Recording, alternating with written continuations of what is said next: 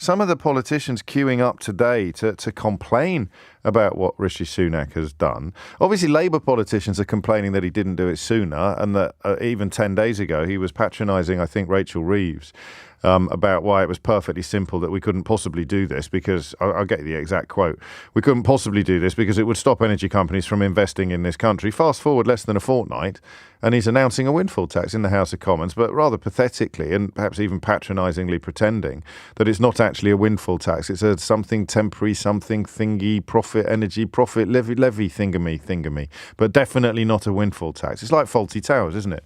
Don't mention the windfall tax. And Wes Streeting's on the other side of that house going, oh, well, you started it. Don't mention the windfall tax, but it is a windfall tax.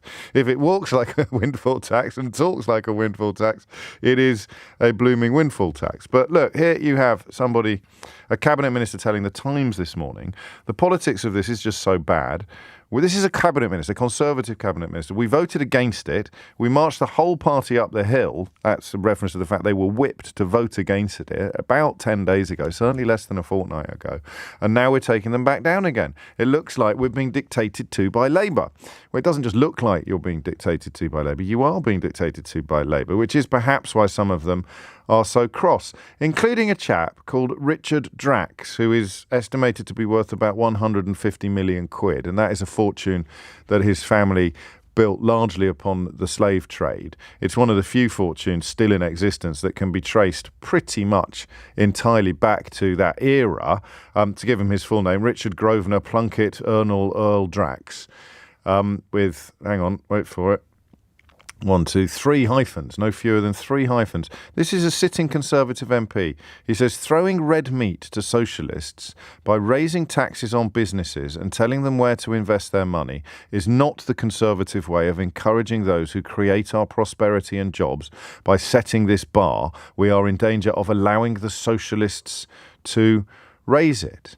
You just sort of find yourself thinking that every time a Conservative MP has gone as low as you could possibly go in the context of the cost of living crisis, along comes another one to go even lower. It's like you start with George Eustice and his value brands comments, and then you move on to, I've got a mental block on her name. Is it Helen McLean? Rachel McLean and her comments about, oh, just get yourself a pay rise or work extra hours.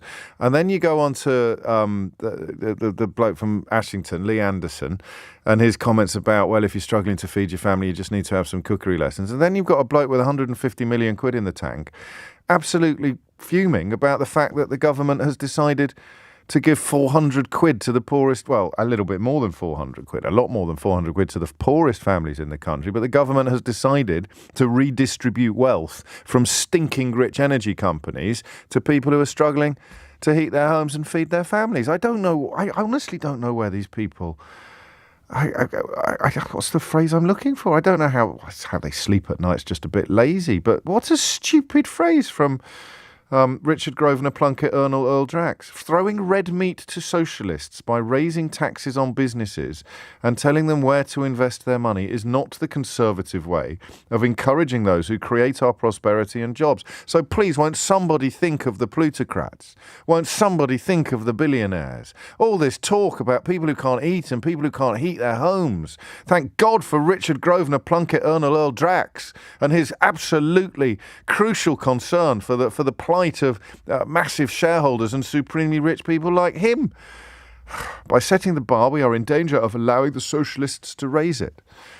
Incredible, isn't it? These people who are born 3-0 up and think they've scored a hat-trick.